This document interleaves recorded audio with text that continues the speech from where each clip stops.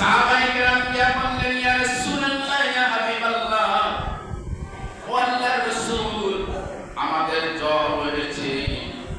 আল্লাহর নবী বিসমিল্লাহির রহমানির রহিম বলে কতগুণ কালো জিরা আল্লাহর নবী তার হাতের মধ্যে দিয়ে দিলেন এবং নিয়ম কানুন শিখাইয়া দিলেন এবং আল্লাহর নবী বললেন, এই কালো জিরা যদি তুমি খাও তোমার জ্বর মুক্ত হয়ে যাবে।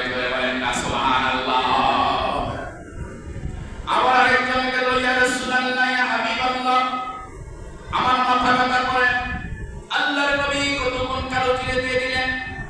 এভাবে যত প্রকারের রোগ এসেছে সব রোগ নিয়ে আল্লাহর নবীর দরবারে হাজির হতো। আল্লাহর নবী কালো জিরা হাতে দিয়ে দিয়ে বলতেন, তোমরা এটা খাও, সেবা হিসাবে মাফ করার মালিক হয়েছে আমার আল্লাহ। সাহাবায়ে কেরাম বললেন, ইয়া